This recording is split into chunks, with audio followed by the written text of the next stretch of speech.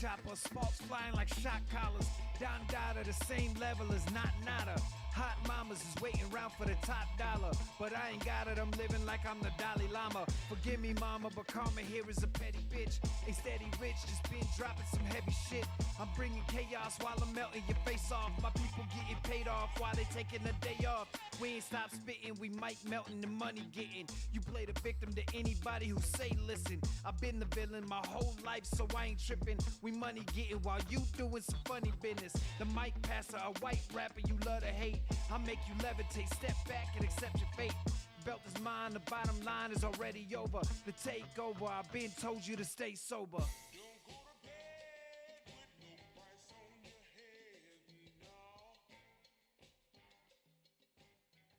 Ladies and gentlemen, welcome back to the Heat Check Podcast.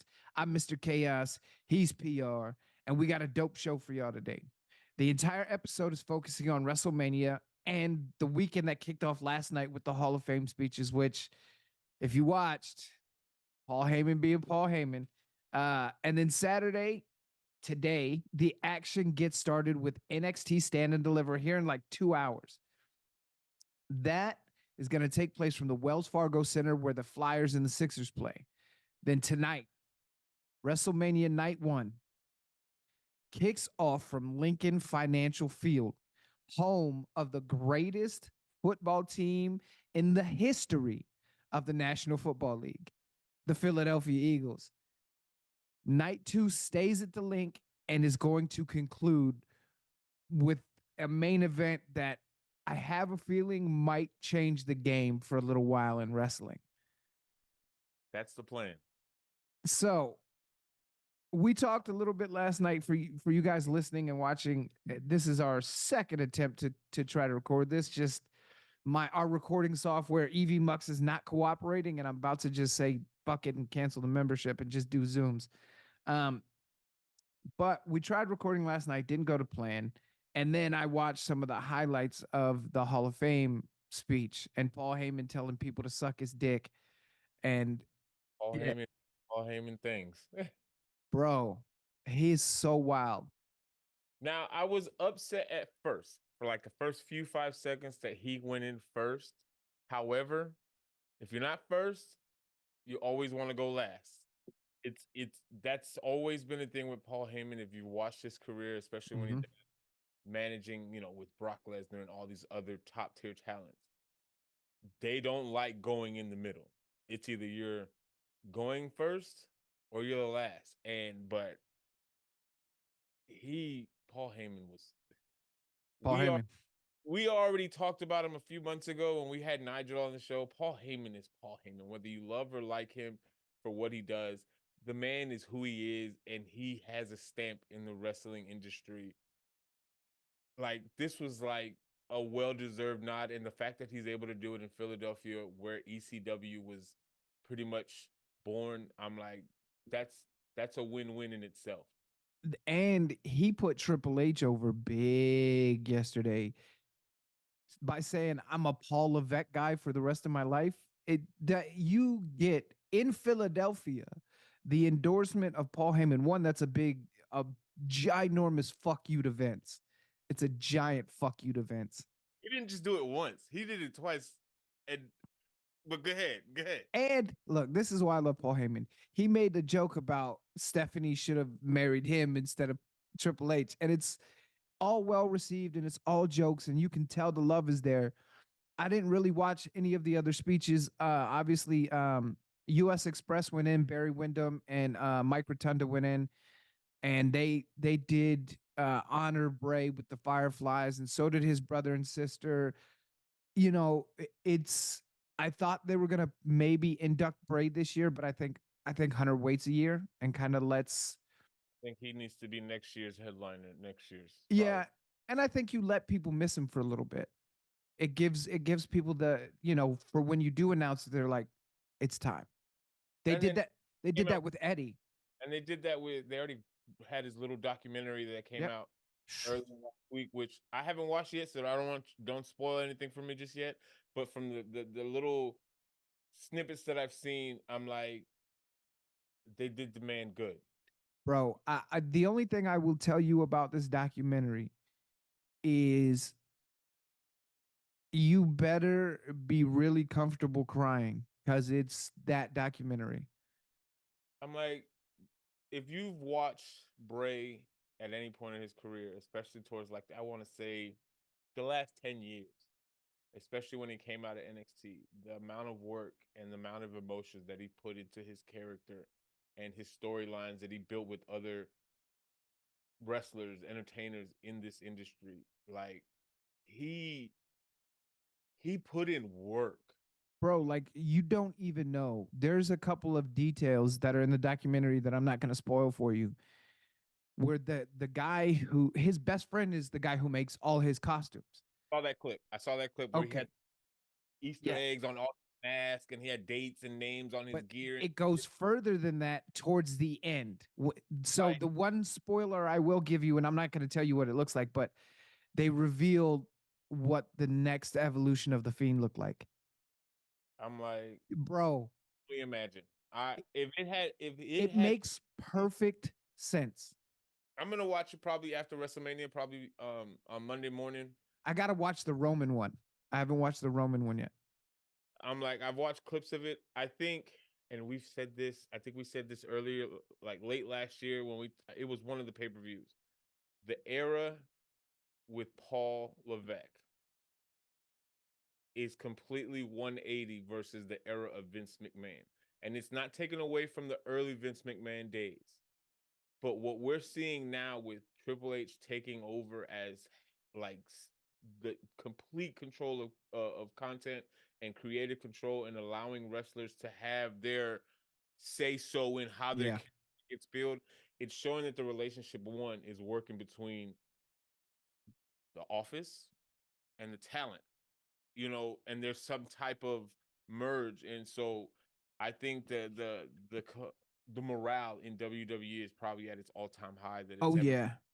I think the morale in the wrestling business is at an all time high because think about it. So, look, Triple H let Charlie Dempsey from NXT and Shayna Baszler go to an independent show and compete, and both won their matches. And they had other W superstars in the audience. And the people they were fighting were TNA contracted wrestlers in an independent, like Doors. the landscape for wrestling, like the Forbidden Door is bullshit. It doesn't exist anymore because I think we're gonna move on because we have a segment at the end that I that we're gonna talk about all of these conspiracy theories because I have some shit. And Only that's what I love about I have not been this invested in mainstream wrestling for probably 10 years. Like the entire card on Stand and Deliver, the entire card on night one, the entire card on night two. Granted, I think there's places could be switched. You could put different matches in different places and make it maybe mean more. But it's the whole card. I'm so excited about like normally if you're talking about doing an NXT pay-per-view, you do it the Friday before. Saturday, if you do that NXT, then you do the Hall of Fame so your main roster wrestlers aren't exhausted and bruised up from that day. And then you go into WrestleMania night 1 and 2. And normally I would say, all right, you're going to put on a 2-hour stand and deliver and then go into Mania. God, I'm going to be exhausted. Bro, I'm so hype to watch. Stay up from the beginning to the end. I'm going to be glued on my TV Bro, all. I told I'm, Maya already, don't bother me. yeah, man, it is insanity how Hunter, like, I guess we all should have seen this coming the way he was booking NXT. Because think about it, everybody in NXT were indie guys and they were murdering. And then you had guys like you would find sneaky guys like Pat McAfee would come in and crush. Then you have guys, you get the biggest female in Japan in Asuka to come and sign. It's huge. Bobby Roode, Ricochet, Heath Lee, Leaving AJ Styles, the club, like McIntyre come back into NXT and make his name himself for himself again from being fired, coming back and now he's one of the top guys in the company again. And not we can't forget Cody. Cody Left, was gone for 6 years. left as a mid card, potentially could have stayed there for his whole career. Left 6 years, come back. Now he's main eventing WrestleMania for 2 years in a row. That's why, man, he went from undesirable to undeniable. I'm telling you, it's so crazy. The kid. So I have to find this article. I'm gonna send it to you. I wrote an article for a website. It's called Road Scholar, is what I called it. And it's all about like following Cody Rhodes from the main, from dashing Cody Rhodes and teaming with Hardcore Holly and that group that he was in with Randy Orton, all of that shit. And then you go off, you hit TNA for a half a second, you hit ROH for half a second, and then you go to Japan. You join the Bullet Club. You feud with Kenny Omega. You're over in Japan, which is one of the biggest wrestling territories in the world, right? Then you come back and you team with Young Bucks, the Bucks, who are literally the biggest independent tag team probably of all time. The way they've moved their shit and the way they made Bullet Club merch cool and like Hot Topic, and that was the Bucks and Kenny Omega. That was those guys. Uh, so you start AEW. You literally destroyed the throne that your new boss used to sit on With a sledgehammer. with his sledgehammer. The first big pay per view that you have, and then you come 6 years later, from the day you left to the day you come back. The entrance that you got at WrestleMania, the pop that you got when that wrestling has more than when that hit, bro. When I watched WrestleMania 2 years ago, and I knew it was Cody coming. Everybody knew it was Cody, but it It didn't change the it pop. didn't matter. It's the same recept. I'm telling you to equate this to free agency. We talked about this last night. It is like when Saquon signed to the Eagles. Everybody knew it was going to happen at the combine. But when it happened, Eagles fans were like, holy fuck, they did it. And when Cody hit a WrestleMania ramp, and not only Cody, but they kept his song, they And kept his his logo, they rap kept his colors. I and was like, this Vince is doesn't like that stuff. that's when they kept Cody's everything. I It was said, you know what? Vince is done in WWE because because Vince would he not let that happen. no, you're gonna use something that you got up. No, absolutely not. We're gonna recreate you and tear you down. Hunter's smart enough to know, like, That's this not motherfucker made millions off that name. He his sells merch independently. Why am I gonna take something? Look, I don't even have to own it because Hunter and WWE don't own American Nightmare. Cody does. but he's still selling They stuff. get a piece. Like, come on. Let's get a piece. Stop being greedy. The dude is willing to negotiate a piece of his name and likeness. You already are a multi-billion-dollar company. Relax. Yeah. It's this Triple H era. Like everybody, I have friends who give him a ration of shit online about the Katie Vick angle, and there's that conspiracy that he's racist and he buried Booker T because he's black and all of this stuff. And I look, I don't know any of that. None of it's ever been proven. And Booker T's never come out and accused Triple H of being racist. So if the guy that you're offended for isn't offended, I'm probably going to listen to the guy that you're offended for. I'm like, sense. Math is mathing at that point. And maybe that's why it's hard for the internet wrestling community to get, because 1+1 = 2 in this instance. I'm not trying to make it equal 47. It's ridiculous. But yeah, this Hunter era, It's this beautiful. man, I And cannot wait till they get Sasha Banks back. yes, we are 37 years old, and yes, we love watching wrestling. Hey, look, If I you don't, love you could through switch. I love a very few amount of things in this world. And honestly, wrestling was on the way out of that list. Because just the amount of stupid, scripted, nasty, fucking Hollywood writers bullshit was insane. And then obviously all of the stuff that Vince is involved in, you're like, what the fuck? I have a daughter. Why the fuck would I ever be associated with the dude like that, right?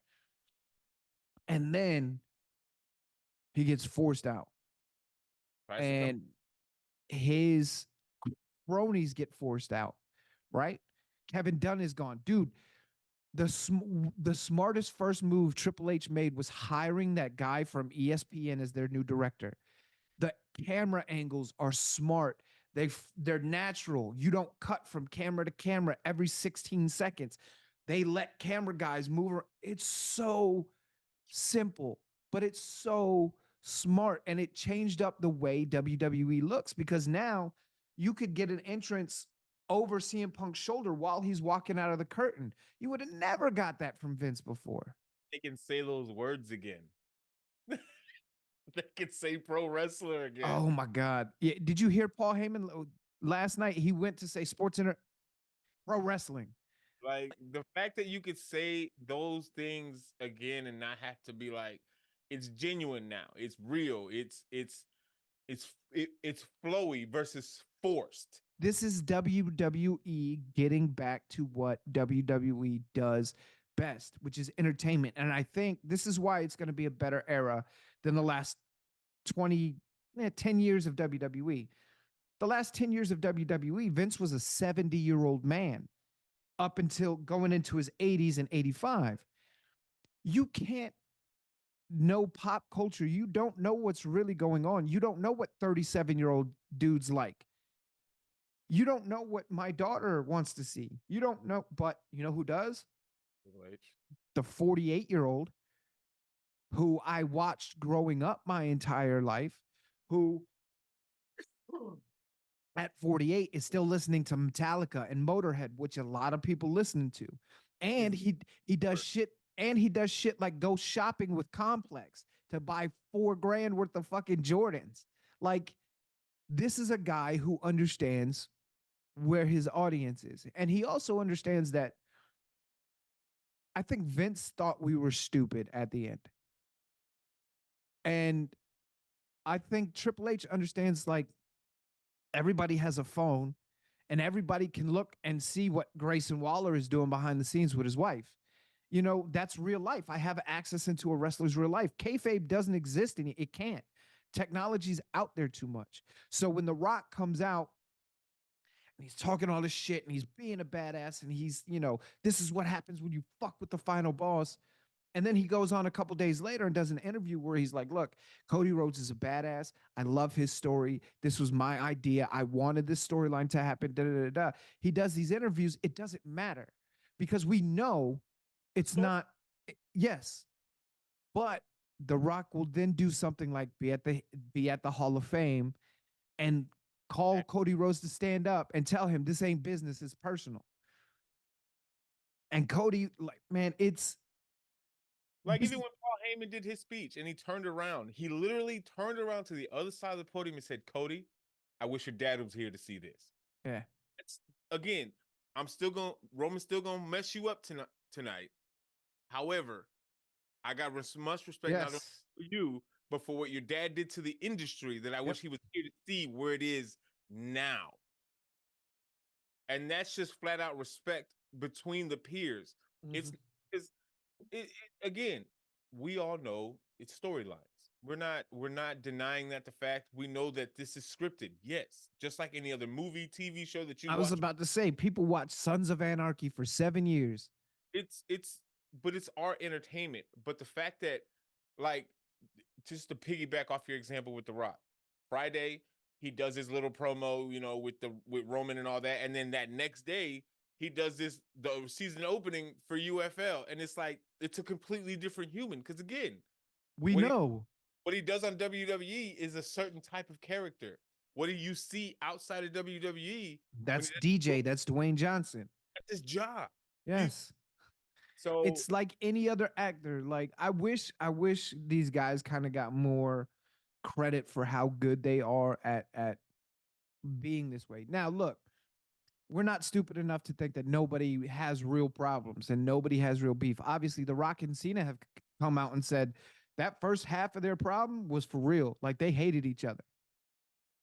So But we're Cena not, was enough to come back and be like, "Yo, I fucked up. yeah, we're not dumb enough to think that It's all just because it's, yeah, like there's obviously, sometimes real feelings get involved, like the AJ Styles and LA Knight at WWE World, where LA Knight busted his nose open. AJ Styles, I've been watching AJ Styles, oh shit, probably since 2007. And this is the first time I've ever heard AJ Styles say, "I'm gonna fuck you up." So maybe there's some real feelings there. Maybe there's some, real competition there, whatever it is. But what's cool is that it has me excited again. Like I literally don't remember being this excited since, oh, I got to see who's joining DX this week. That's when I was this excited. When DX and the NWO and Stone Cold and Bret Hart were, Stone Cold's bleeding in his. I did last year for WrestleMania. Like I thought last year's WrestleMania was like for me, especially because I was there in person, so it was super legit. But even being able to see, like you said, from Stand and Deliver all the way to Sunday night, like I can only imagine what that crowd is gonna be like Bro, every. Like I can only imagine what the crowd's gonna be like this weekend. I I miss my, I regret not going to Philly. I had the money to do it probably last year to buy tickets and stuff, and I don't do that well around crowds, and but I now that like this card is starting to shape, or it has shaped out the way it is, I'm like, oh, I fucking wish I was in Philly right now. You this one of these years, me, you, because I don't know how Maya and Raina are gonna do, but we'll take the kids because I know Olivia will like it. Naomi will be fucking in love with it. Yeah. But for a minimum, me and you, we're gonna get box seats away from people Yes. to be able to watch. I don't need to be up close. No. I'm with.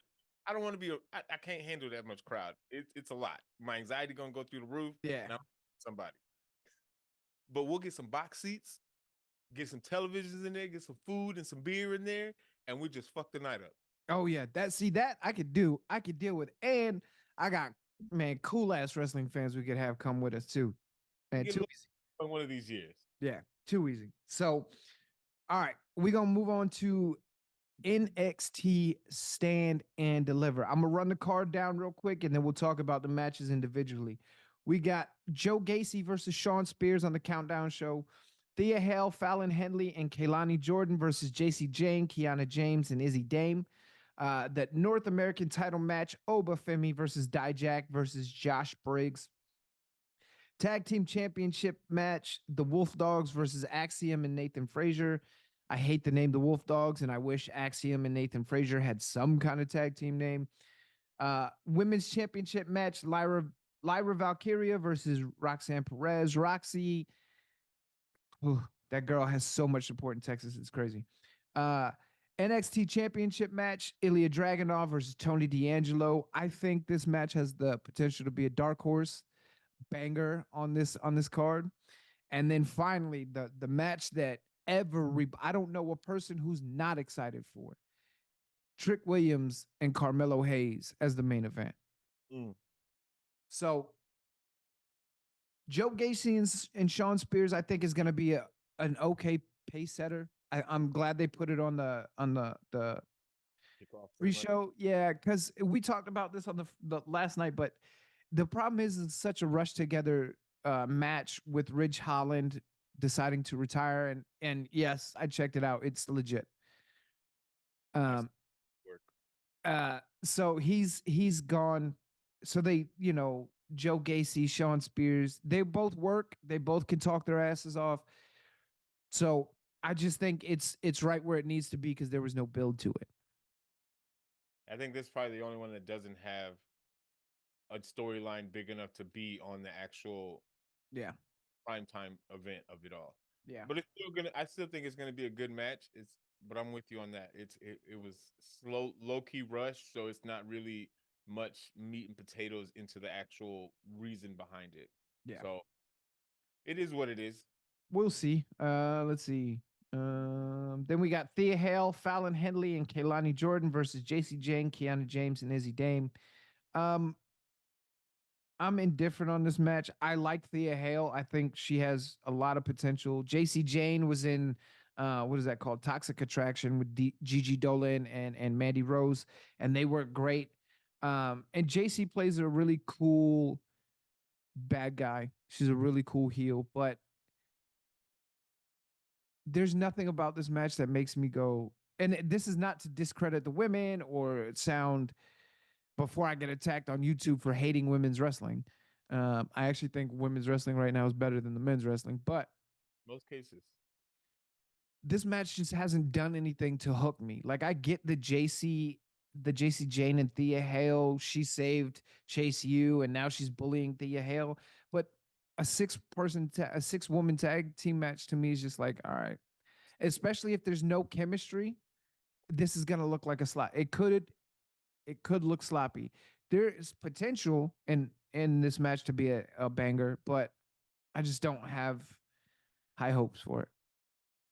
I feel you, dog. I'm pretty much in the same boat with you. I'm like, there's potential branches to this that can branch out from this match, but I'm like, they're all fantastic athletic wrestlers. There's nothing wrong with any of them in this match. I just, yeah, Yeah. I I, I mean, I hope it's a good match, and I hope something comes from this. Whether it falls between JC Jane and Thea Hale, where something can come from that. Depending on who wins and who gets the pin and all that jazz. How it turns out, because there's potential between them two, yeah. because them two are the biggest part of this whole 6 woman tag match, and it's nothing taken away from the other 4 ladies. It's just those two are the main pieces for this match, and it is what it is. I pray that they have a good match. I hope it's not sloppy and nobody gets hurt. Yeah, that's the thing. Next we've got the North American title match. This is going to be a hoss fight. I'm It is excited. absolutely going to schmack. Now, I've seen a lot of big man matches where it's a simple shoulder shoulder. Like I don't think that's gonna be this because Obafemi and Dijak are far far too athletic for that slow man bullshit. Right. Um, Josh Briggs is a pretty big dude though too. yeah, he's big. I don't know anything about it. Like his tag team didn't really do anything for me. So, um, I guess it was the way he was presented, like some cowboy from Nebraska or some shit. I don't even really remember. But this match, what gives me hope is Dijak and Obafemi, because Obafemi is this freak Nigerian athlete who has taken Dominated. over NXT, Dominated. and Dijak is Dijak. I'm He, glad to Jack, see him back as Dijak and not T-Bar or not some other bullshit. But um, he is due for a title to be strapped around his waist. But do you do it at the consequence of Oba? not unless you're gonna move him up. That's the only way I see it. But I just think Between them two moving forward. Like it could build up something, but it's just I don't see Josh Briggs winning. The only two people I just don't see Femi losing the title. I can't. I I don't, yeah, I there's unless he's going up, I there's, just don't see it. there's If no he's going up, who give it to it, if between the two, I give it to Dijak because he deserves it more. man. Dijak needs a title for Well, and this is the thing, like Dijak has put in work in NXT and even on the main roster, even when he was T-Bar, he was putting in work. But like NXT was the announced. Keith Lee series, It was beautiful. man, that North American title is should if anybody takes it, it should be Dijak. So But my that take, Oba's gonna retain. yeah. Yeah, I think Oba, I think there's a very I would give it 75-25 that Oba retains. And then the other 25 is if for for T I almost called him T Bar again for Dijak. Respect that man. I know, right? Next, we've got the tag team championship match: the Wolf Dogs versus Axiom and Nathan Frazier. I don't see Baron Corbin and Braun Breaker retaining since they've spent $8 billion hyping him up in those crazy vignettes on the main roster for SmackDown, and they made a big deal of him signing to SmackDown instead of Raw. So I don't see a way they retain, but we'll see. I'm with you. With all the promos and the vignettes and all the squash matches that he's had at SmackDown since he signed like about a month ago, I think it Yep. was. There's genuinely there's no reason to keep the straps on them as tag team champions anymore. They Nope. had their run, they had their build up. You know, Braun is back to being a baby face again. You know, from this little heel stint that he had after losing to Carmelo Hayes, all that jazz. And again, like you said, they made this big ordeal whenever he did sign. Like they had it on Friday Night SmackDown, him signing his contract, you know, trying to figure out Raw or SmackDown which Yep. way he was gonna go. So you don't do all that to just keep him on NXT for a few more weeks. It just at this point, the buildup is there. We've been waiting for Braun to get called up for months now, and it just wouldn't make sense for Yeah, them to. and I mean this is the biggest NXT show of the year, so this is where you would do it at, right? This is how you start off. If you really want to make Axiom and Nathan Frazier, if you want to make their run mean something, you do it tonight. Tonight is the night. The So biggest stage of them all, the biggest weekend of the year. Like this is it. then we got women's title match: Lyra Valkyria versus Roxanne Perez.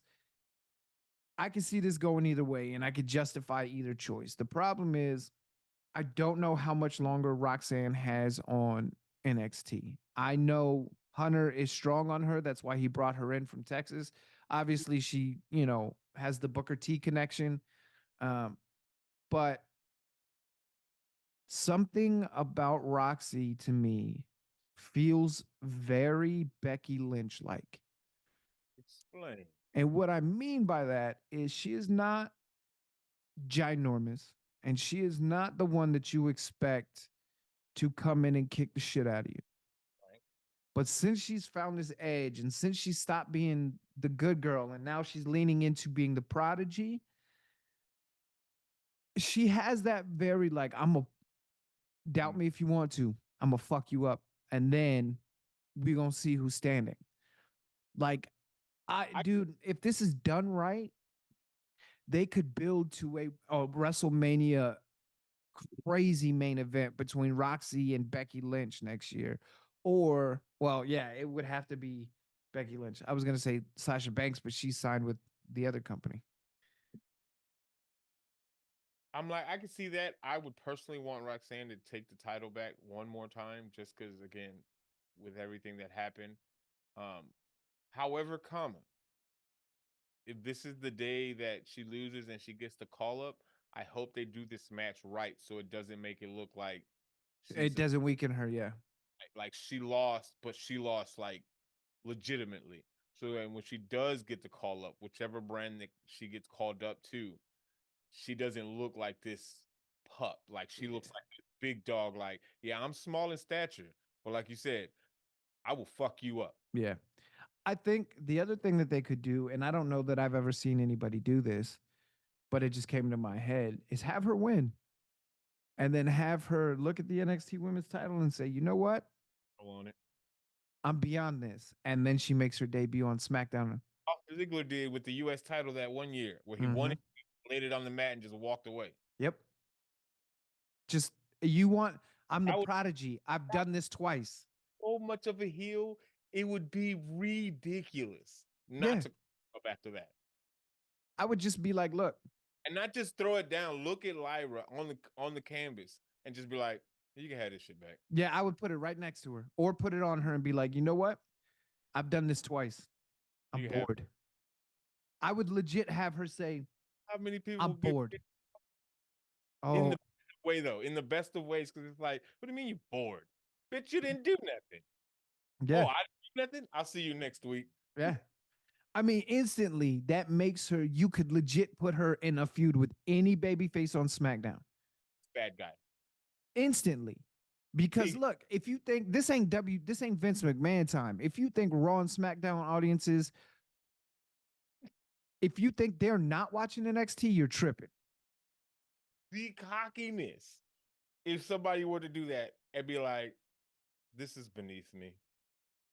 I'm bored. I'm moving on to the next I thing." need a real title.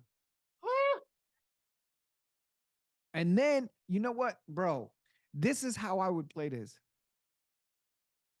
God, I want to run a wrestling company so much. This, just This is how I would play this. I would have her do that, have her come out at number 29 in the Women's Royal Rumble, not a day before it, and win the Royal Rumble. She's the prodigy. Make her that good. Let her be that good. this is the thing that I find funny when it comes to the Royal Rumble. Like when you come out 29, there's probably like 7, 8 people in the ring. So you have this mindset when you win the Royal Rumble at 29 or 30 that you knocked out 30 people. And you're like, no, No, no you, it didn't.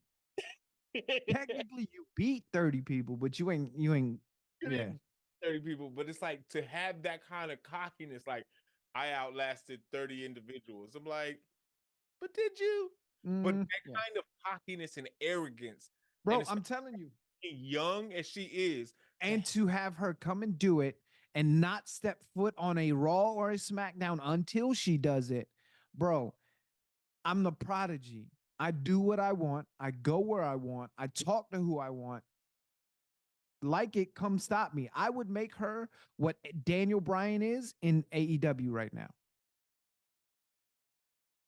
I'm telling you, it, bro. I could, man, it would hit so hard. it worked. Anyways, anyways, all right. Next, Those are all rumors and conspiracies. yes. Next, we got the championship match: Ilya Dragunov versus Tony D'Angelo. The more I th- the more I think about it, it could be a squash. It could 100% be a squash because I really do think, and we agreed on this last night. I think they're building towards Ilya and Trick. It has to be. There's I think Melo's Carmelo, going up. yeah, and I just don't see a reason for Tony to. They Not might get yet. 15, 20 minute match, if that, but I just these are one of those matches. It was almost like at the Elimination Chamber. Yes, Nia Jax and Rhea Ripley had a banger of a match, but everybody and their mama knew Rhea was not about to lose at home. It just wasn't gonna happen. Yeah. This is that kind of same scenario. Yes, they're gonna have a great match, but there's no way that Tony's taking this strap off of Ilya. It's not happening. Again, the only way it makes sense is if Hunter is calling up Ilya. But No. what do you put? Who do you put Ilya with right away? And then it just wouldn't work in this aspect again because Trick still has unfinished business with Ilya because Carmelo interfered Yes. that match. So Trick still wants his lick back with Ilya for the title, and it just wouldn't make sense for Trick and Tony to have a title match when he still has to Yeah. feel like he has to take it from Ilya. It just wouldn't have the same. Yeah, I agree. It wouldn't hit. It wouldn't hit the same with Tony and Trick. Like it just. I like Tony D'Angelo. I think the mafia storyline is kind of getting interesting and stuff. But it's look. This is a guy who beat Gunther. Like he beat Ilya beat the brakes off Gunther 2 matches. Like I like you, Tony D. I think you're on the come up, but I don't think you're on the come up that high yet. It's not there yet. He And then should have been going after the North American title. I could see that in you taking the North American title and starting and then going up, but I don't know. We'll see. But no, I think Ilya retains. it just makes sense. And then Trick versus Mello. Like Trick Mello gang implosion. I'm here for it. I can't, man. When Mello started showing signs of being jealous of Trick, you have to remember, like, when they first got together, And when they first split, they were like, look, this is not beef. This is me going to do my thing. Right. Trick's going to go do his thing. We got to Yep. go to our separate ways. And then eventually they came back and there was beef and started to be beat. Like the storytelling, Shawn Michaels and whoever else is helping him write down there is Tell me if you didn't see this from the beginning when Triple H first, Triple H putting Shawn Michaels in charge of NXT was probably one of the most genius moves ever. And then Shawn with the Trick and Carmelo story, it's Janetti and Shawn all over again, just now. And it's almost like it's a little bit more spicier now. yeah. And but it's like it gives you that vibe of like, oh, this is gonna be a classic. Well, and I think too, it's going to be different because everybody relates to what Trick and Mello are going through. Everybody's fought with a friend or a brother. Everybody's lost people, stopped talking to people. Everybody knows that, right? When Shawn Michaels and Marty Jannetty broke up, it felt like a team breaking up. Mello and Trick feels like that's my stick. That's my stick man. Like I grew up with this dude. We was on the streets together. We grew up together. We've been through it all together. He's seen me win. He's seen me lose. I've seen him win. I've seen him lose. I know his mama. She cooked my like all of that.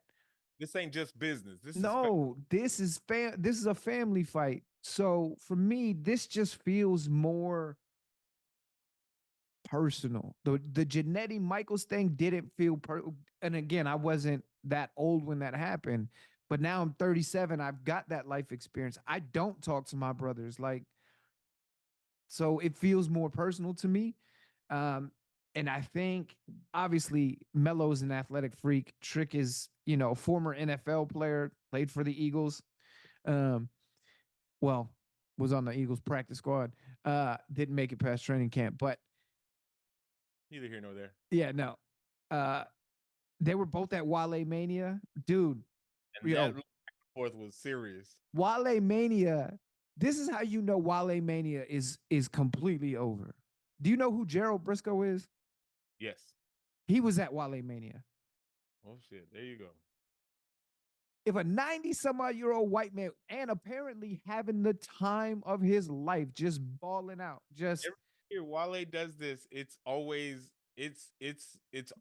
just something to watch on social media because it'd be like you be watching these clips and be like, yo, everybody, mama's here. bro, they had our truth out there rapping, they had Top Dollar out there rapping, they had Samantha Irvin with a flute singing the Razor Ramon song. All that. I was like, yo, this dude Wale got everybody. They had Hornswoggle on stage rapping Nelly with a cup of Hennessy. And for y'all don't know, Wale is about as hood as you could probably get. And he is probably one of the biggest wrestling fans that you will ever meet in your life. So Bro, that you know the reach that the wrestling community has to the world. When you have somebody of the stature of Wale that he's like, oh, I'm about to throw me a pre-party like a pre-party every single year. And every single year is better than the last year. bro, Wale is one of those dudes. He's from DC, North Baltimore, DC area, the DMV as they like to call it. And I Wale was the only person on Maybach Music Group that I would listen to. The only one, because Wale's stuff was. I'm from Virginia. I'm from that area. So when he talked about and the clips, like when they talk about Chesapeake and Norfolk and Newport News, that was my hood. That was where I was from, right? So I've followed Wale since his album The Gifted, which to me, and I'm gonna get mad heat for this, but to me, Wale's The Gifted is one of the two most underrated hip hop albums in history. I listen to that album from beginning to end and I don't skip a song. There's only one other album I do that to, and it's Clips' Lord Willin'. So Wale is ginormous. If you don't know who Wale is, obviously he's a rapper. He's a big artist, multi time platinum artist. I think he's won a couple of Grammys. Um, the dude is ill. He's He's what real hip hop is. He has put on Wale Mania, I don't know, 5, 6, 7 years, however long. But Paul's right. It has gotten into a giant party. I mean, they were in there with WWE. There was some New Japan. There was some AEW. There was some TNA. There was some Bloodsport guys. it was he don't care what promotion you from. I- If you doing it and you got a big name, come show your stuff. Talk Well, your shit. and this is the first year that real heavy WWE contracted people were there because it's the first time they've been allowed. So if they Triple H is collaborating with Wale. That's that shit blows my Vince would have never because he would have felt like, oh, it's taking money out of WWE's pocket. No, you fucking idiot. It's gaining you More followers. in a community that is super look, It's undervalued, five underappreciated. 5 years 5 years ago, maybe we had the first black Main w, WWE champion in Kofi Kingston. Like, yes, Ron Simmons did it for WCW. He was the first black wrestling world champion. But the first black WWE champion was Kofi Kingston. I've seen that in my lifetime. You've seen that in your lifetime.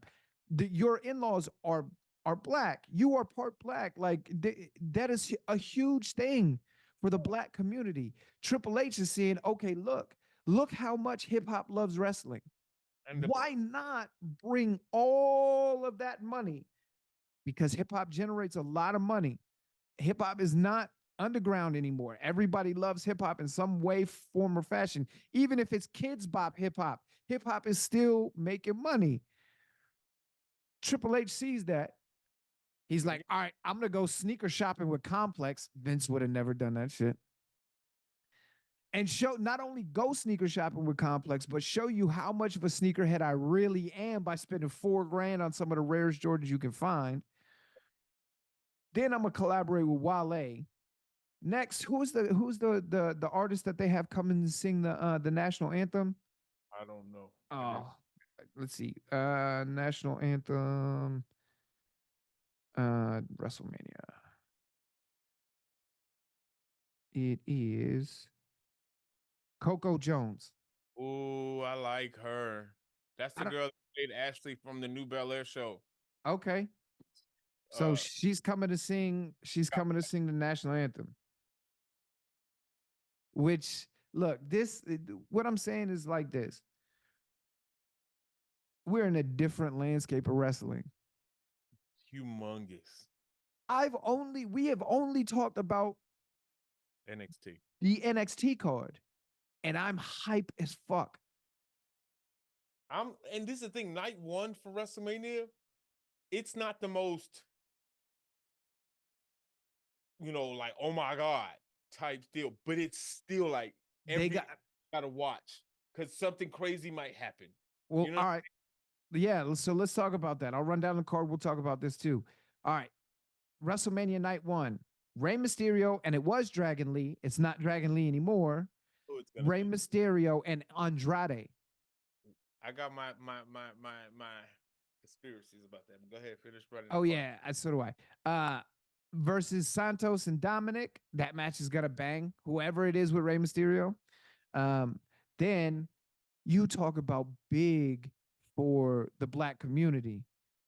Baby, Bianca, Jade, and Naomi on a team. Damage Control, Dakota Kai, Asuka, and Kyrie Sane. That match is gonna slap so fucking hard. Like, I legit think if that match is done right, it could be the biggest match of the card. and this is the thing. I 1,000% agree with you because for one, you got the Kabuki Warriors and Dakota Kai, which they're not people to sleep on. If you watch Dakota Kai in NXT, she was no chump. Okay, Yep. she had injuries with her knee. That's been, derailing her performance and being able to be at her top tier. But when she was at NXT, she was one of the top heels in NXT. Okay. And then Asuka had the longest title reign in NXT women's history.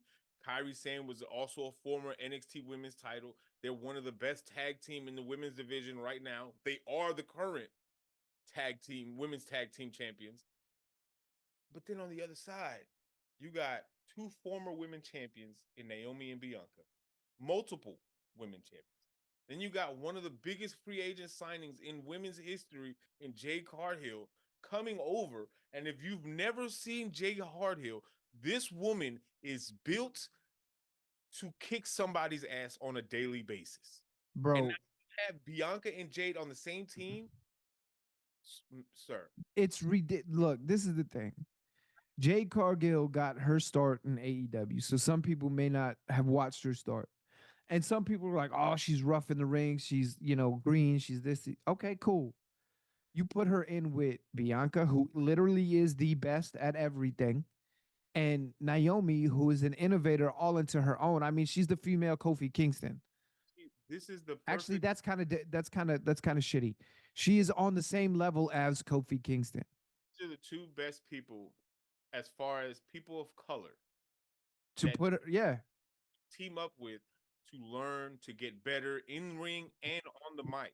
Because especially for me, like I like Naomi, and I think she's a history maker. She's done her thing, but Bianca to be as quick of a main eventer, as quick as a mainstay in the main event as she is, that's who you want to put with Jade and say, look, because what I can't wait, I'm hoping they do next is the Jade and Bianca feud. Not like a beef, but but I get like what, a, I a get what you bit, said. oh man. Because Jade can learn so much like from Bianca because they're built almost exactly alike. It's terrifying watching them. Like They're just as athletic as each other. They're insanely charismatic. They have the audience. Like Jade Cargill's debuted like 97 times. And you know what? Every single one has been better than the other one. eating at the palm of her hand. Bro. And she's only stepped in a ring. She hasn't officially had a match yet. Well, technically, she went into the Royal Rumble, but Yeah. but She hasn't had a one-on-one yet. but even that little stint, for the people that didn't get to watch her at AEW, and this is their first true time watching her in action and see what she was able to do for those 10, 15 minutes in the Royal Rumble match, it's like, if that's what she could do when there's like a bunch of people running around, what am I going to get when it's just a one on one? Bro, man, you talk about anticipated.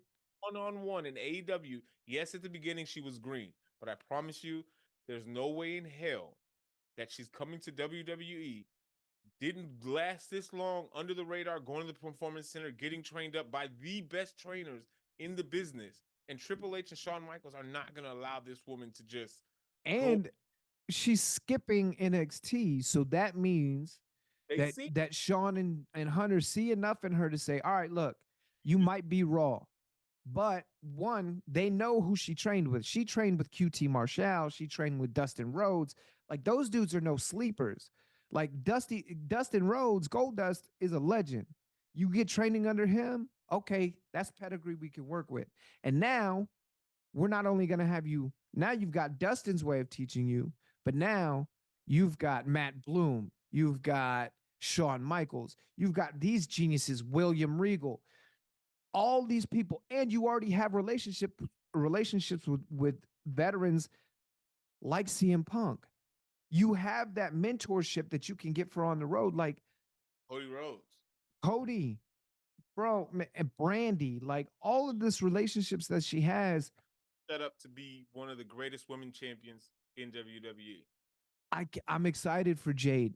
Like, Tonight is when it starts for her.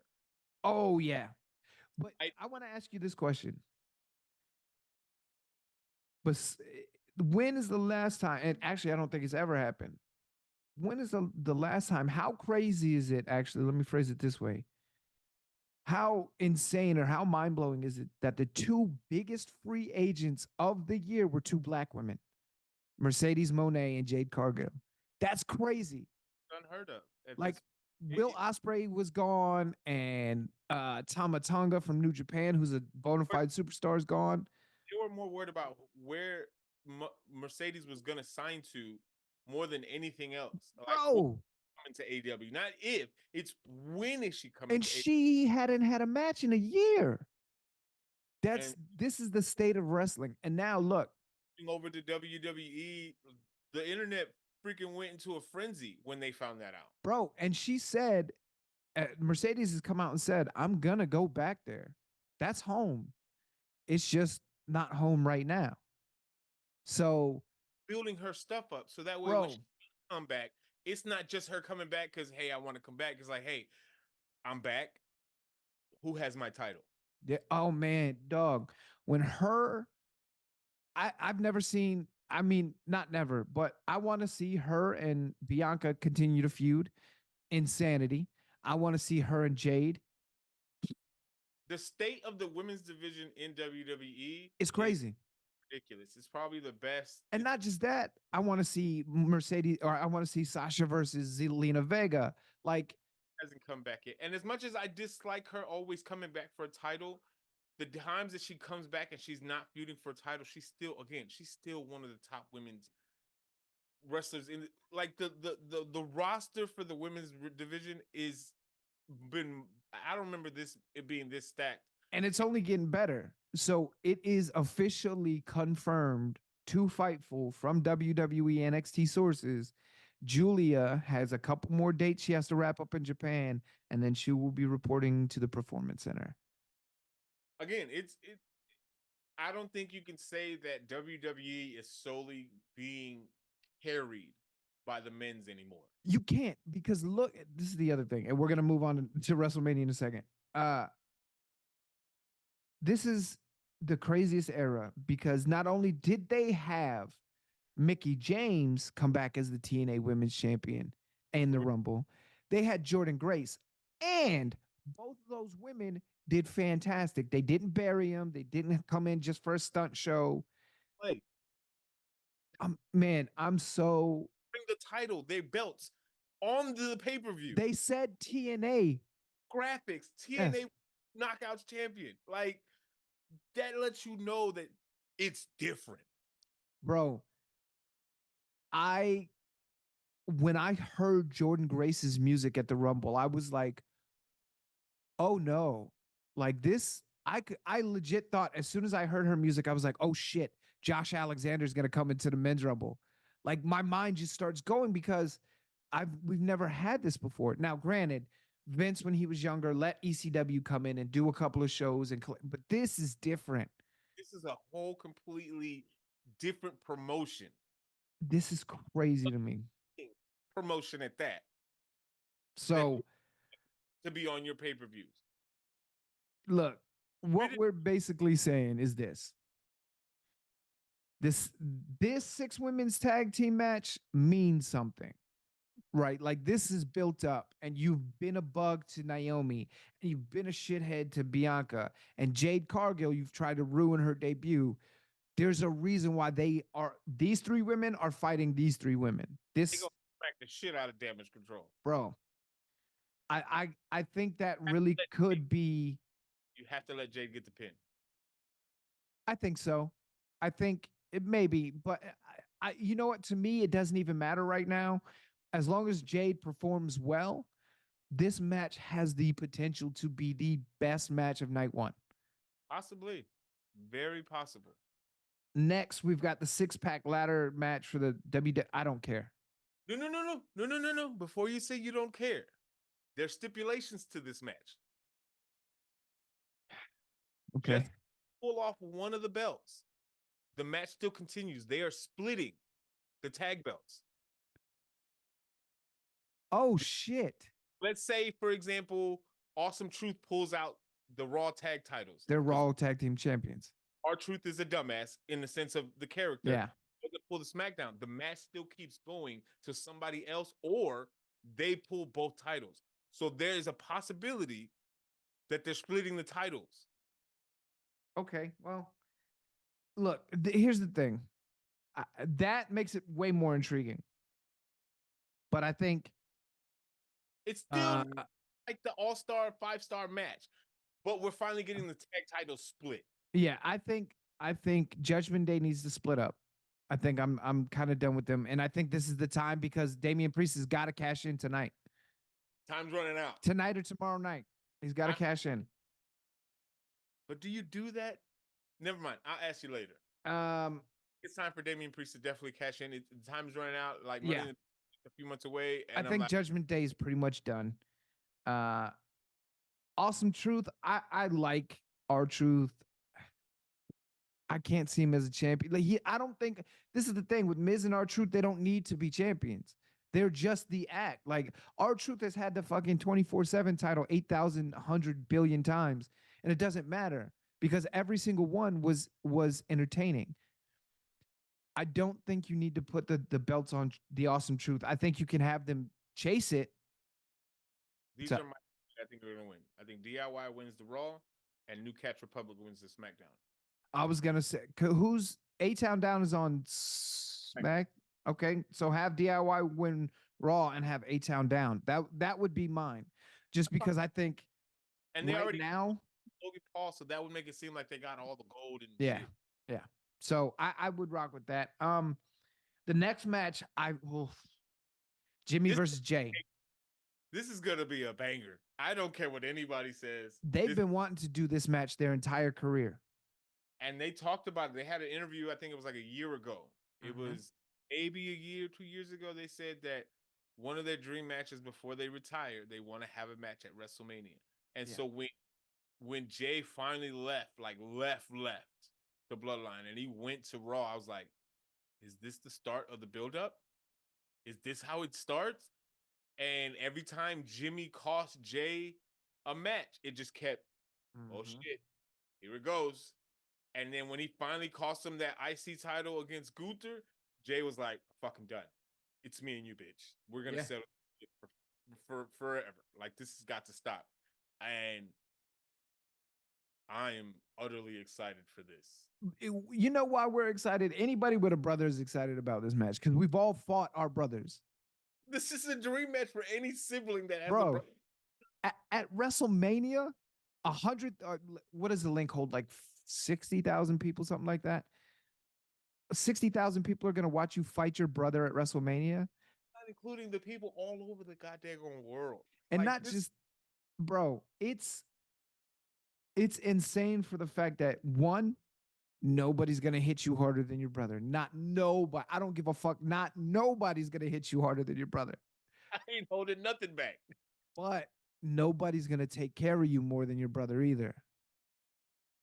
This is probably one of the most, like somebody said, well, the Owens brother did it first. It was cool. I wasn't there to watch Brett and Owens. Yeah. Right? I wasn't alive in that era. So this is mine.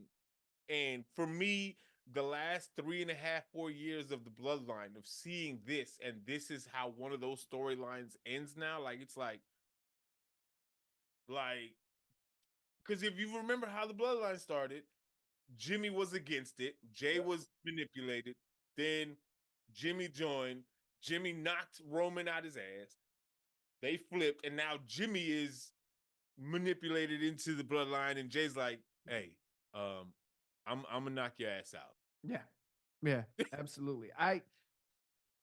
The booking on this has this storyline, not just them, but the whole bloodline storyline has been expert Oscar level writing. And I think a lot of that is because they have Paul Heyman doing a lot of the writing.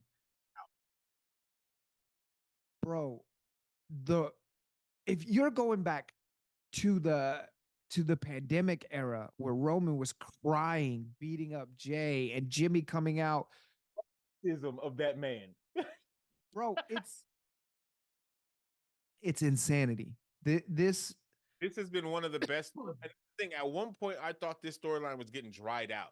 At one point, and then it's like out of nowhere, it's like, hey, let's plug this IV in real quick, and it's just like a whole new branch of just like, what the hell is happening? And it's just like, It is entertainment at its I'm finest. telling you, I think having Paul Heyman and Triple H. So I think this is what happens. I think Triple H will lay out bare bones, and again, I have no idea if this is true, but Triple H will lay out the bare bones, like, "Hey, this is what we want to do. What do you think?"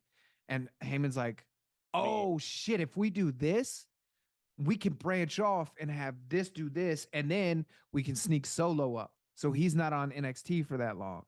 And then we can split Jimmy and Jay up because they haven't been split up before. But we can have them be like, there's all these little branches where you're right. It was a point where I was like, okay, they're dominating. That's fine. Okay. And then you throw fucking Sami Zayn into it.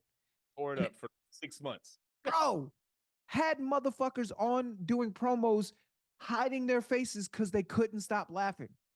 And he even Sammy said, every time I'm out there, I'm trying to get these motherfuckers to crack. Yo, and he did it every time. And then when Sammy left, It it kind of was like, what's happening? it made Sammy, it put Sammy in this light where everybody was like, oh shit, Sammy can hang up with Roman and them. Like for real. Like Sammy's that good. Not just in ring, but on the mic and his persona and the way he interacts with fans. Himself handling business. So you just made another star. Jay, Roman said this in the part of his documentary that I watched, that I saw. He was like, before the bloodline, y'all were the twins and nobody could tell you apart. He's That was, not wrong. that was a deep cut, but it needed to be said. It needed to be said. And now I don't know how I confused Jimmy and Jay.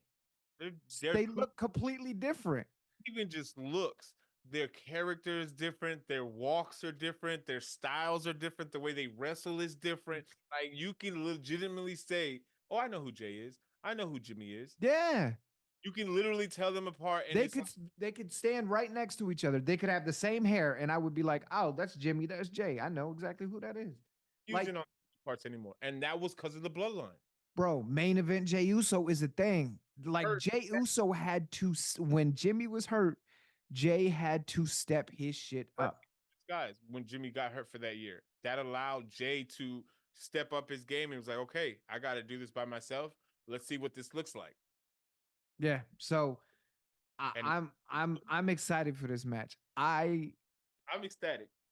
I'm ecstatic. And we're I only on the freaking fourth match of the night. yeah, And we still got tomorrow. yeah.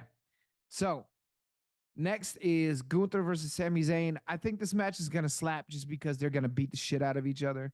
Um, Whose chest is going to be more red is the oh, question. Sammy's by far. Sammy's gonna have like bloody handprints on his shit. Yeah, no, it's gonna be bad. It's going to be terrible.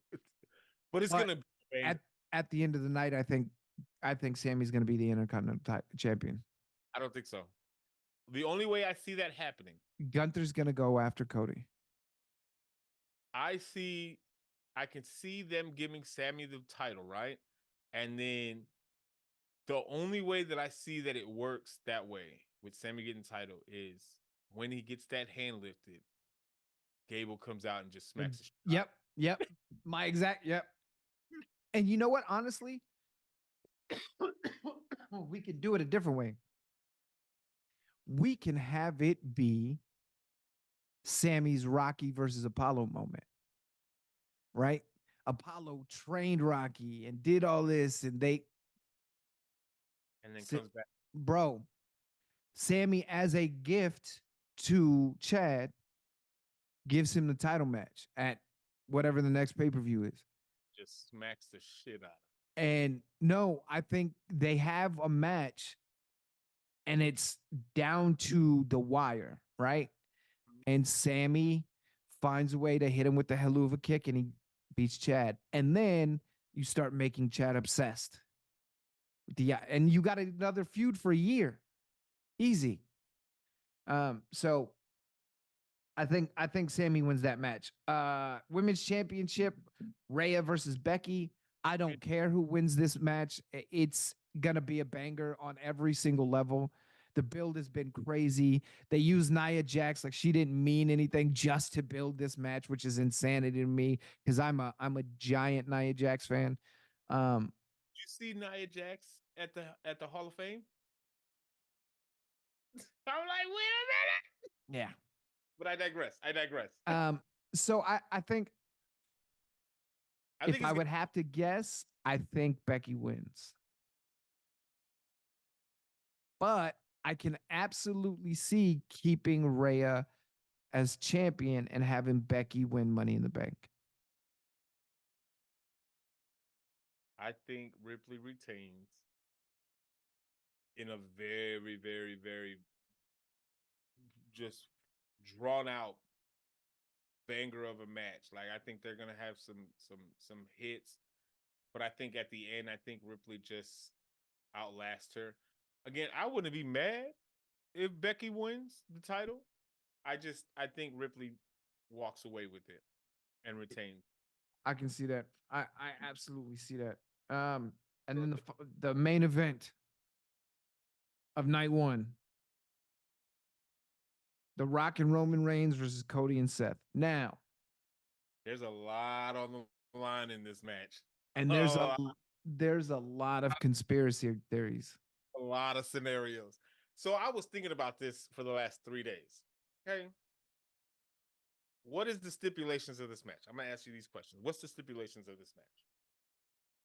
Isn't it where whoever wins essentially, like if Cody and Seth win, no bloodline, no interference, straight one-on-one match. Legend. Yeah. If The Rock and Roman wins, Cody still gets his match, but it's bloodline rules.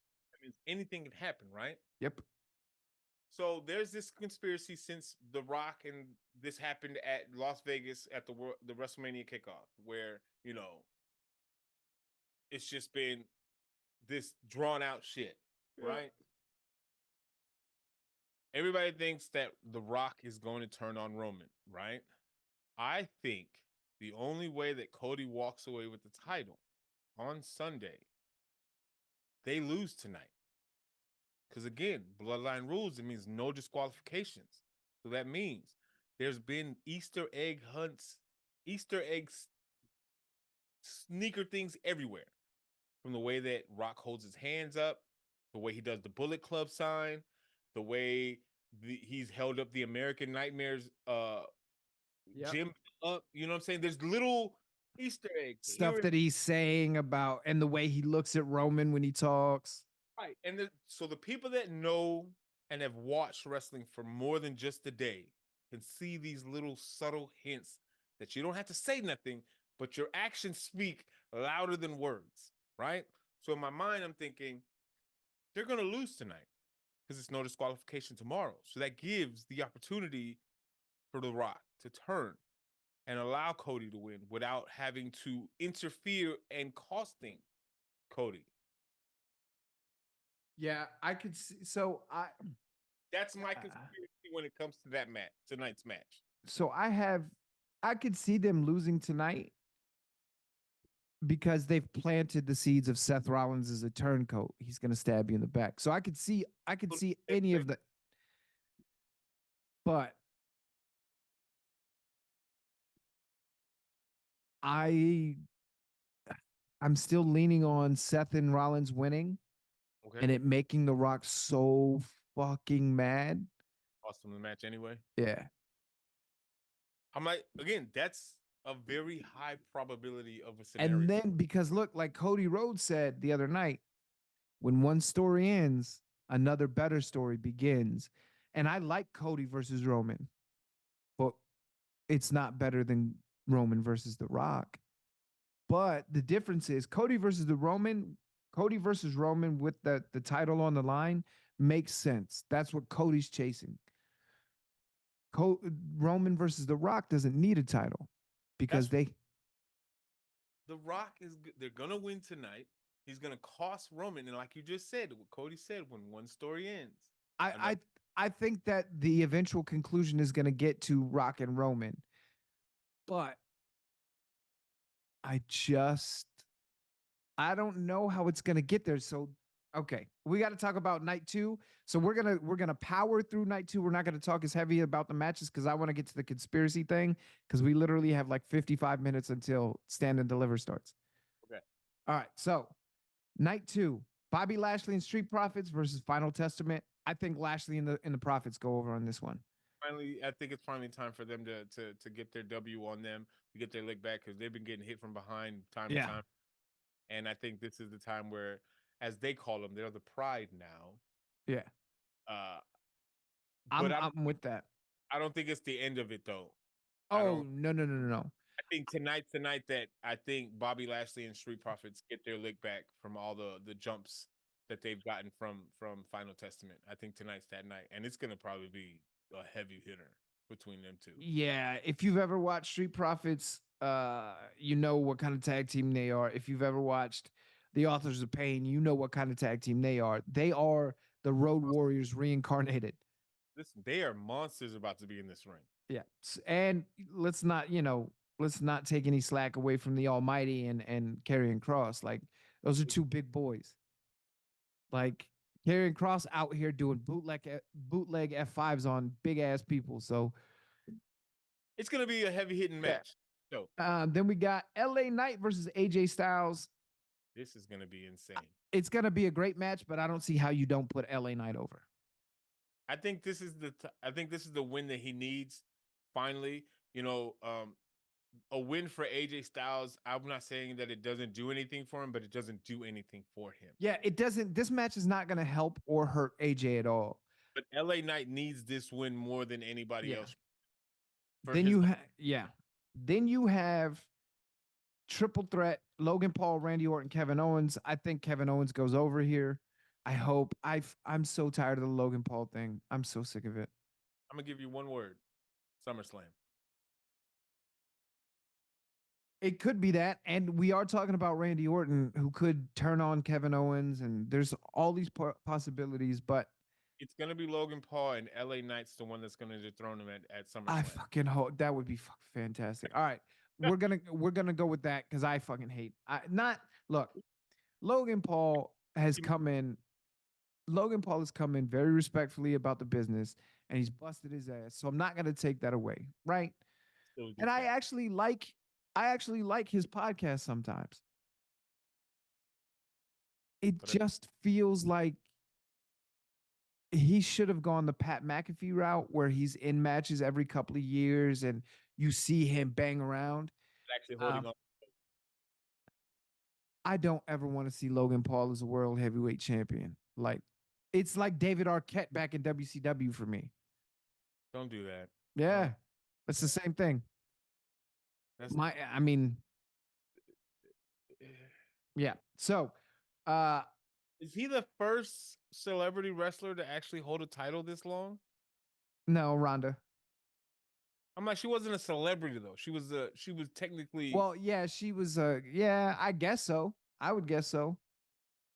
I can't remember any other ones doing it or because they even just never did it like that before like he's actually held on to this thing for months for a now. minute. Yeah, so I can All see right. that. We'll go with Logan Paul on that. Io Sky versus Bailey. This match is gonna slap. There's too much history. These women are too good. I've seen both of them. Like, I think I want to say Bailey gets it, but I Unless there's can't. I think Io Sky is gonna take it. I'm like, there's a possibility. There's a very possibility. Again, it's almost like a think of it like, yes, Bailey earned her right to be here, but she might still have to earn her licks for all the shit that Yeah, she caused in the last 2 years. yeah. And I could see it. I could see it to the point where Io Sky, like Bailey beats Io Sky, and then the Kabuki Warriors come out and try to jump her, and Io turns on them, and I could see that, but we'll see. Uh, World Heavyweight Championship: Seth Rollins versus Drew. This is gonna be a banger match. There's history here. There's hatred here.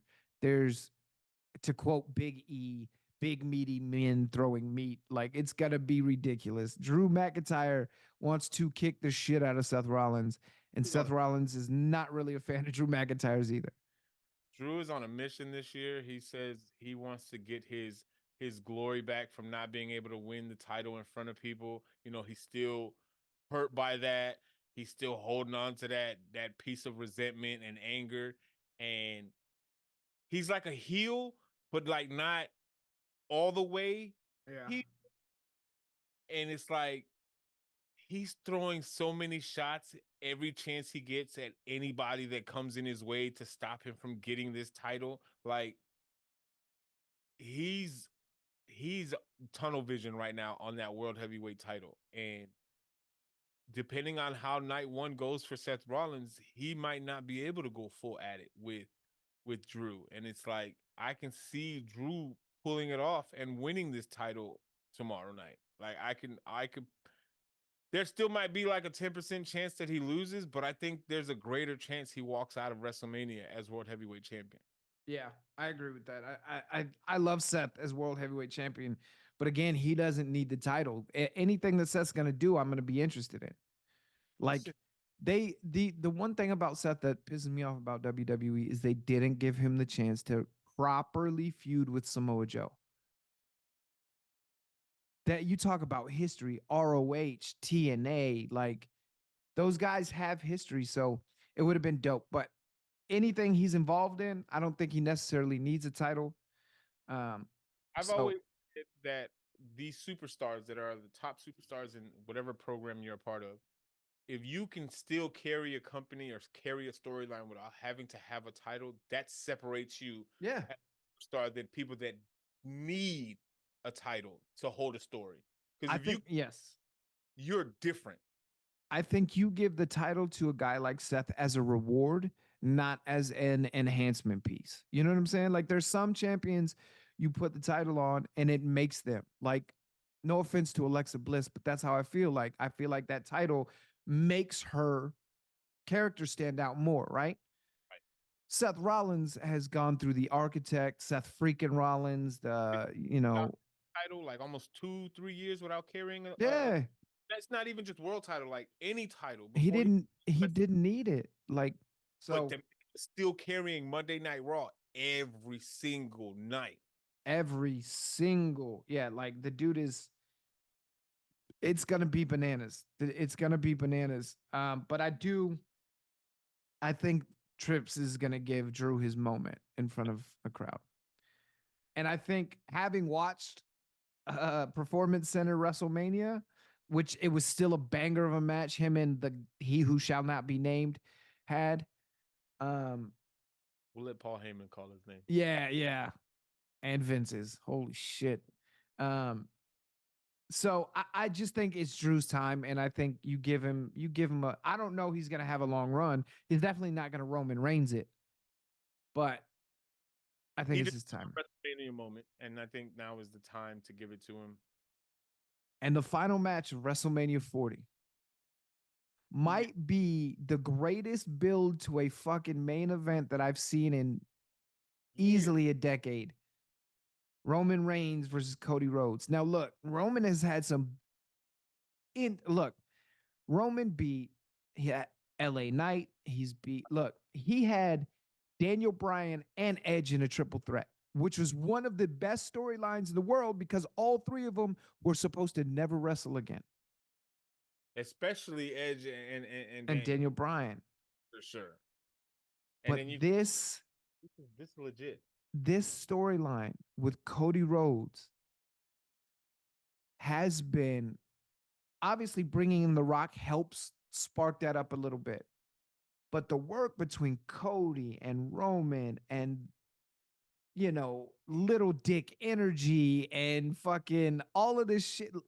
Wear your wife's clothes, like all the hits that they be hitting on each other. Oh, and Seth as a minor character still coming in. Fucking shit up. What did he call The Rock? He called him Mr. Midlife Crisis. And then Diarrhea Johnson. Oh my God. Like it's perfect. I absolutely, Complain. this is the way you dethrone Roman. This is how it ends. This is how it's supposed to end. And this is the crazy thing is this isn't how it ends. This is just how the next chapter begins because I think Roman has finally reached a place where he doesn't need a title either. Somebody said something yesterday. I saw like they were doing takes, like we're doing Mm-hmm. now. And it pissed me off because I'm like, there's no way in hell you've been watching wrestling for 30 years and you said this out of your fucking mouth. He said that the last 2 years of feuding with Cody Rhodes and Roman Reigns has been cool. It's been great, fun to watch, but it doesn't compare. Doesn't does not compare to the 2 year stint between Cena and The Rock. What? Bitch, what have you been watching for the last 4 years? I look, I love the Cena and the Rock feud. But there's no way in hell you're gonna say that that 2 year stint is better than the last 2 years. No, Not I even mean, not even close. close. You can't like that's so disrespectful to what Cody and Roman have been doing. That's crazy to me. Look, Cena is a 16-time world champion for a reason. The Rock is a Hall of Famer for a reason. Obviously, he's enhancing this storyline.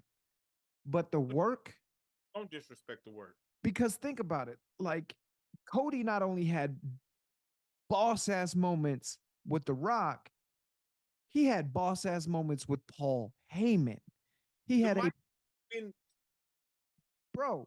This look, my guy Bishop gives me rations of shit for being a Cody guy because he's not a Cody guy. And he has the theory that woe in his song is forced. We'll get into that a different episode. I want to bring him on here and talk about that shit. But what? yeah, Oh, um, continue. Cody has done such a fantastic job of coming back and being a champion without having a belt is the best way I can describe it, right? Like, and that's something Cody said, so I don't want to take credit for it, but he said that Cena told him the best thing you can do is just act like the champion without the title. Telling you, because that way, when you do become champion, it's just gonna elevate you that much more. Well, and think about it. Cody said it too. Roman's not here. Roman's doing what Roman does, which is fine. That's what we expect from Roman. He doesn't have to be at every week shows. But they've made Roman Reigns appearances mean everything. Like when Roman comes to SmackDown or Raw, They it watch. means something. When The Rock comes in and promises Cody, I'm gonna make you bleed, and then he does it, and then tells him not to fuck with the final boss and talks shit to this dude's mom on television, Like it's this. compelling. The mic work. The last feud I remember getting this personal that I loved was JBL versus Eddie Guerrero. That was a heavy little feud. So I'm just excited for this. I think Cody goes out champion. I don't think, bro, if Hunter has this dude lose again, Better not do this for a third year next year and you make him. can't. You can't. It's got to be done. It's 2 years. Tonight or nothing. Like, dude, I love long-term booking like this. That's But great. 2 years is too much. And it's like I And because at this point you're gonna make Cody said it himself. If I can't get the story done, I might as well go sit in the booth. Because what the fuck have I been doing for 2 years? 2 Royal Rumbles, 3 WrestleManias in a row. You Two, telling me, yeah, you're telling me I can beat everybody in the Royal Rumble. I can outlast everybody in the Royal Rumble, but I man, can't beat one guy. nah. Mm. I'm sorry, you can't. I just think it's the Cody and Drew year. You have to put them on them. And And again, I don't think their opponents need the titles anymore. It doesn't, they're great rewards for those guys. And Roman has carried the company like a champ. So is Seth. I just don't think they need him anymore. Right now, Cody needs this title. It's going to legitimize. This title. Yes, he deserves it. And it's going to legitimize everything he's been doing for 2 years. You can't build a dude up for 2 years and then shit on his head on WrestleMania. He didn't come back to lose at WrestleMania 2 years in a row like this. He did not come back. He came back to win this title. He didn't wrestle Seth Rollins with a torn off pec For nothing. for nothing. Like this has to mean something. So I think it's the way you pay it off is tonight. How we get to that payoff, we're about to talk about right now. All right. So first thing that I think is going to happen is I think we're going to see Tama Tonga.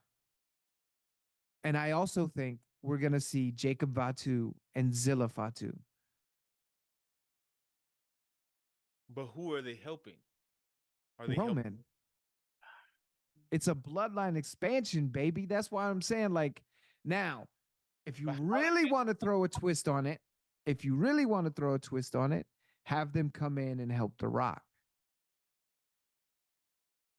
so Have still bloodline, just the other side of the bloodline. have them be The Rock's bloodline. Because technically, just hear me out to add to your to this scenario. The Rock and Roman, yes, they're a part of the same bloodline. However, Roman is part of the Anoy side of the family, Yep. and The Rock is part of the Maivia side of the family. Yep. Bloodline, but still two different sides of the bloodline. Yep.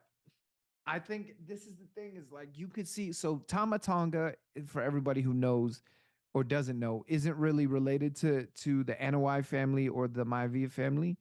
Um, but he's considered family. Like that whole family is considered family, right? So uh there's a lot of extended like I don't know if Zilla Fatu makes a debut or not, just because he's so green. But getting Jacob Fatu, getting the American Werewolf, like that dude, or the Samoan Werewolf, the Samoan Werewolf, like, and then getting Tamatonga and getting all these other people, like having and finally having Nia Jax. And see, Nia Jax is getting the heat in a good way this time versus before. It was like, Where's go home heat? Yeah. Like now, it's like people are behind her. Now, Tamatonga's been confirmed already that he's, been at the performance center doing all that stuff, and we still don't know when he's gonna come out. But if you bring in the Samoan werewolf to come in, sorry, that's my dogs, to come in with Tamatonga and team up with The Rock in a sense of almost like splitting up the MWO. You got White NWO and you got Wolfpack NWO. Almost in a sense of that scenario. And it's like, bro, there's so much shit you could do. Like, and think about it, Jay versus Jimmy, you take them completely out of the bloodline. You can take this so many directions. Bro. And again, Roman doesn't need the title for this story to continue to be great. Because again, he loses the title because of The Rock. It's like, yo, what have you been doing for the last month and a half? I thought we were on the same page type scenario. And it's just like, now he starts to second guess himself. He starts to be like, and he loses control. The wise man tries to calm him down and he snaps at him. And it's just, I'm telling you, this could go so many ways. I said this theory a year ago that the best way to end Roman Reigns' title reign is to take the title off of him and let him become paranoid. Let him become that tribal chief that doesn't trust anybody. That Solo's gone, Wise Man's gone, Jimmy's gone. And you know why? They all went to the Rock side because you have, huh? Cody say last year? Jimmy's gonna leave you, Jay's gonna leave you, Solo's gonna leave you. You're wise man. You're gonna be a tribal chief with no tribe. Yeah, I mean it. You can make it so compelling. That's the cool thing too about this is we could be completely wrong, and none of this could happen. But imagine. And what's crazy too is even if we are completely wrong, it's still gonna be fire. It's Paul Heyman and Triple H. Who, like, they've been building this up for how many years now? There's no way in hell they don't have something already locked and loaded, ready to shoot after WrestleMania. Yeah. Like so the storylines that are just with the bloodline itself in this WrestleMania, the scenarios of how this can branch off into so much. And it's the thing, even if Rock comes back for like a few more months, he doesn't have to wrestle. He could manage Tomatonga, Jimmy Fatu, all of them, and be like, hey, these are my guys. And the other thing too is there's enough family that you could do it. and still have two legitimate factions, right? Like, so if you take, say, Jimmy and Jay squash their beef after WrestleMania, and Jimmy starts to realize, oh, Roman doesn't have my kid's best interests at heart. Roman's not the tribal chief for us, he's the tribal chief for him and his family. They move over to the Rock side. I'd keep Solo with Roman. Because that's Just another rivalry in itself. keep Solo with Roman. Like you my And blood then, yep. with him. And then you have either Zilla or Jacob go with The Rock, and the other one go with Roman. You have a guy like a Tama Tonga come in, and maybe Tama goes with Roman, and then you have Rikishi come in, and maybe he goes with The Rock and his sons. So And he got two kids on one side and two kids on the other side. Like yeah, my brain hurts. bro, I'm telling you, there's what makes it so great about this is we could fantasy book this 8 billion different ways and still probably never hit the same conclusion. So I think it's, But that's the beauty of wrestling, man. yeah. It's at its peak like this, like the imagination is endless, and it's that's why I enjoy watching wrestling. For the Dude, people we're out about to watch like 4 hours straight of wrestling, maybe longer than there, that. 7 hours, because you got Stand and Deliver and Night One. Yeah. So probably 6, 7 hours of straight wrestling. I am utterly excited for every single second that is about to take place today. And we still have another 4 tomorrow. Like, The human beings that are watching this today or are going to watch this at some point, wrestling in itself is a beautiful art that is, when it is at its peak of just great storytelling, it is undeniably one of the best things to watch. And I'm 37 years old. I've been watching wrestling since I was a kid. And when mm-hmm. I was a kid, I had to sneak watch it because my mother didn't like me watching Me wrestling. too. Yep. Mm-hmm. I don't regret watching it. I love it. I don't care how I could be 60 years old with my grandchildren, and I will continue to watch this sport. Yeah. It Yeah. is entertainment for me.